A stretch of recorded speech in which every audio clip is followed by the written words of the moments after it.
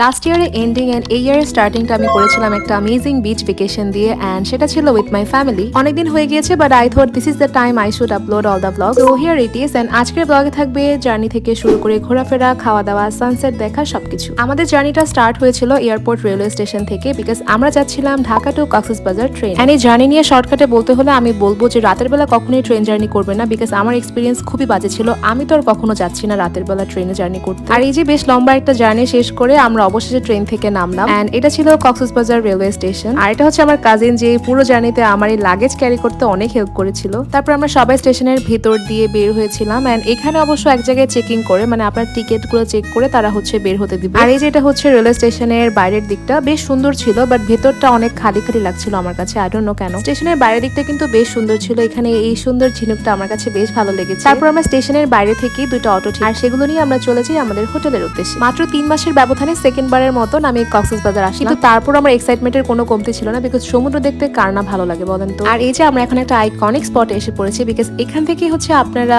সমুদ্র দেখা স্টার্ট করবেন। বাট আনফরচুনেটলি যেহেতু শীতকাল ছিল, অনেক কুয়াশা ছিল, সো আমরা কিছুই দেখতে পারছিলাম না। তারপর মনে হলো যে ভিডিওটা করে রাখি, সমস্যা। তারপর আমরা চলে আসি আমাদের হোটেলে বাট চেক ইন টাইম ছিল 11টা বাজে, সো আমরা লবিতে ওয়েট করছিলাম। কিছুক্ষণ বসার পর আমাদের মনে হলো যে এখন আমাদের নাস্তা করা উচিত। সো হোটেলের সাথেই হচ্ছে একটা রেস্টুরেন্ট ছিল, সেটাতে আমরা চলে যাই। নাস্তার জন্য আমরা নিয়েছিলাম পরোটা, ডাল, ভাজি, ডিম আর লাস্টে ছিল 1 কাপ চা। যেহেতু র্যান্ডম একটা জায়গা থেকে খেয়েছি সো এত এক্সপেকটেশন ছিল না এন্ড খাবারটাও এভারেজ ছিল। তারপর নাস্তা শেষ করে আমরা চলে আসি বিচ দেখতে। যেহেতু আমাদের চেক ইনের আরো টাইম বাকি ছিল, আমরা ভাবলাম যে এতক্ষণ বসে থেকে লাভ কি, আমরা বিচটা দেখে আসি। আর আমার বিলিভ হচ্ছিল না যে এত সকালেও বিচে এতগুলো মানুষ ছিল। আসলে সবাই যে সমুদ্র দেখতে, সো কেউ আসলে টাইমটা ওয়েস্ট করতে চায় না। তারপর আমরা চলে যাই হোটেলে এন্ড চেক ইন করে সবাই একটা ঘুম দিই। আর এই যে ঘুম থেকে ওঠার পর দেখি লাঞ্চের সময় অনেকটাই পার হয়ে গিয়েছে এন্ড আমরা চলে আসি লাঞ্চ করতে। সো ফার্স্টে আমরা গিয়েছিলাম আলগনিতে বাট এত ভিড় ছিল এন্ড আমাদের এত ক্ষুধা লেগেছিল, সো আমরা এটাকে স্কিপ করে একটা র্যান্ডম হোটেলে চলে আসি। সেখানে আমরা নিয়েছিলাম একদম নর্মাল বাংলা খাবার লাইক ভাত, ভর্তা, প্ল্যাটার, মাছ,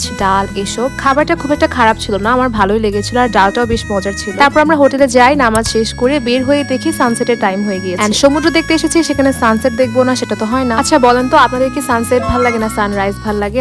আমার দুইটাই ভালো লাগে, তবে সানসেটটা আমার কাছে বেশি ভালো লাগে। আচ্ছা এখন আমি আপনাদেরকে একটা মজার কথা বলি। সেদিন কিন্তু ছিল বছরের শেষ সানসেট, তার মানে 2025-এর একদম শেষ সানসেট আমরা দেখেছিলাম কক্সবাজারে। অর্থাৎ সেদিন ছিল 31শে ডিসেম্বর এন্ড আমরা যখন ট্যুর প্ল্যানটা করি তখন এরকম একটা ডেট পড়াতে কিন্তু আমরা বেশ অবাক হয়েছিলাম। এন্ড এটা কিন্তু একদমই আমাদের প্ল্যানিং ছিল না যে আমরা 31 তারিখে কক্সবাজার থাকবো। বেশ সুন্দর একটা সানসেট এনজয় করে আমরা সন্ধ্যার পর চলে আসি হচ্ছে বার্মিস। আর এটা কিন্তু কক্সবাজারে একদম আদি যে বার্মিস মার্কেট, সেটা আমি এটার ব্যাপারে আগে জানতাম না বাট আমার কাজিন এন্ড দুলা ভাই ওরা বললো। এখানে এসে যা বুঝলাম যে এখানে জিনিসপত্র বেশি পাওয়া যায়, প্লাস দামাদামি করার বেশ ভালো একটা অপশন থাকে এন্ড মোটামুটি অথেন্টিক জিনিসপত্র পাওয়া যায়। আর আমাদের মূল উদ্দেশ্য ছিল কিন্তু কেনাকাটা করার জন্য। আমরা ওখান থেকে অনেক কিছু কিনি, ইভেন অনেক জুয়েলারিও ছিল বাট সেগুলো আমাদের কিনা হয়। ঘোরাঘুরি কেনাকাটা শেষ করার পরে আমরা চলে আসি ডিনার করতে আলগনিতে। যেহেতু দুপুরে আমাদের যাওয়ার প্ল্যান ছিল কিন্তু ভিড়ের কারণে যেতে পারিনি, সো আমরা ভাবলাম যে ডিনারটা আমরা সেখানেই করি। অনলাইনে আমি এত ভিডিও দেখেছি আলগনি, প্লাস আমার ফ্রেন্ডও আমাকে রেকমেন্ড করেছিল এন্ড ভাবলাম যে এইবার আসলে যাওয়া দরকার।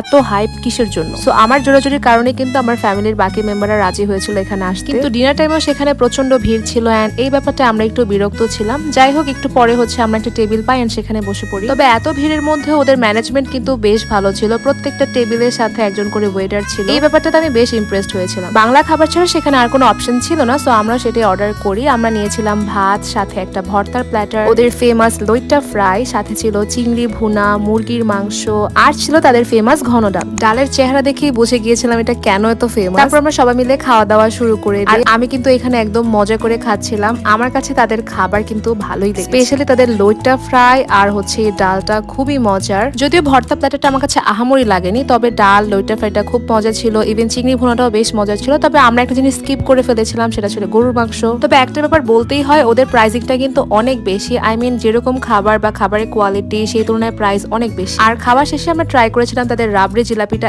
এটা ছিল বেশ মজার। প্রাইসটা অনেক বেশি তবে খেতে খুব মজা। খাওয়া শেষে বড়রা চলে যায় হোটেলে বিকজ অনেক রাত হয়ে গিয়েছিল, কিন্তু আমরা কাজিনরা চলে আসি ঘোরাঘুরি করতে বিকজ সেদিন ছিল 31st নাইট এন্ড আমাদের মনে হলো যে বিচের পাশে একটু যাওয়া দরকার। যদিও সেদিন ছিল শোক দিবস, কারণ বেগম খালেদা জিয়া মারা গিয়েছিল, সো 3 দিনের শোক দিবস চলছিল তখন। কিন্তু বাঙালি বিং বাঙালি কোনো কিছুতেই তাদেরকে দমানো যায় না, সো সেই দিনও বিচের পাশে অনেকে আতশবাজি ফাটাচ্ছিল, গান বাজনা হচ্ছিল এন্ড এটা দেখে আমরাও বেশ বিরক্ত হচ্ছিলাম। আমাদের যেহেতু এসব একদমই ভালো লাগছিল না, সো আমরা একটা অটো নিয়ে আবার ব্যাক করি। আর একদম হোটেলের সামনে আসার পরে আমার আপু বলছিল একটু চা খাবে এন্ড এখানে একটা একটা মটকা চায়ের দোকান ছিল। তারপর আমরা সেখান থেকে চা খাই, চা খাওয়া শেষ করে আমরা চলে যাই হোটেল। আর এই তো এভাবে আমরা আমাদের ভেকেশনের প্রথম দিনটার এন্ডিং করলাম।